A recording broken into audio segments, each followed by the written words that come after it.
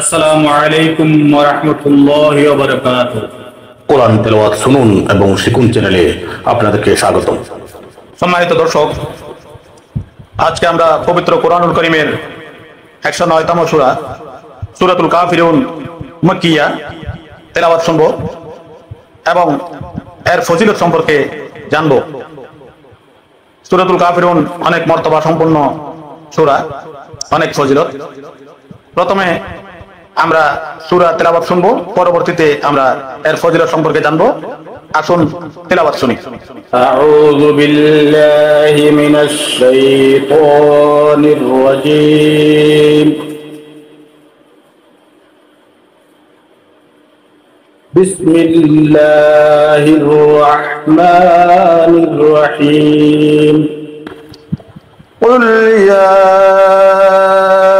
أيها الكافرون لا أعبد ما تعبدون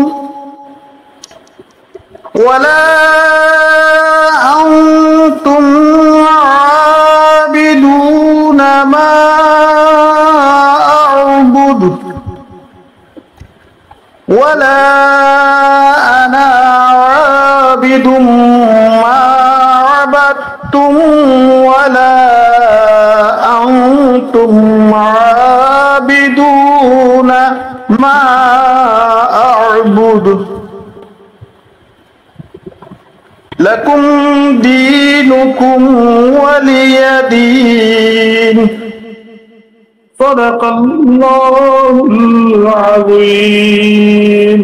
দর্শক, আমাদের ভিডিও ভালো লাগলে লাইক দিবেন এবং অন্য 10 জনকে শেয়ার করবেন, বন্ধু বান্ধবকে শেয়ার করবেন, ফেসবুক ইনস্টাগ্রামে শেয়ার করবেন। আরো 10 জনে যেন আমাদের তেলাওয়াত শুনে উপকৃত হতে পারে এবং যারা কোরআন তেলাওয়াত জানে না তারা যেন শিকার একটা সন্ধান পায়। তাতে আপনি সওয়াবের অংশীদার হবেন, আপনার সওয়াব বৃদ্ধি হবে।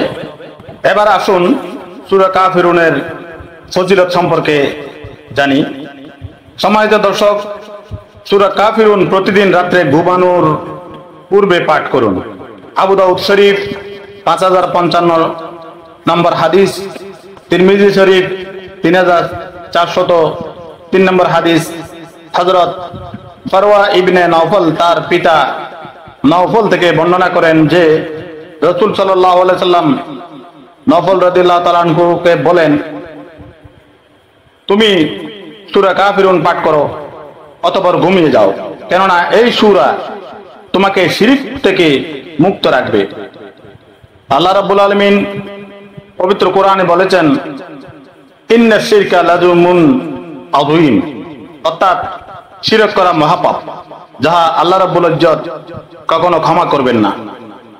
এই সূরা তেলাওয়াত করে ঘুমালে আপনি পবিত্র অবস্থায় ঘুম থেকে উঠতে পারবেন। সহি সালামতে আপনার সারা দিন কাজকর্ম ভালো যাবে, আপনার ঈমান শক্ত মজবুত থাকবে। আসুন আমরা এই আমল প্রতিদিন করি এবং পাপ মুক্ত হই। ধন্যবাদ। Don't forget like, comment, subscribe.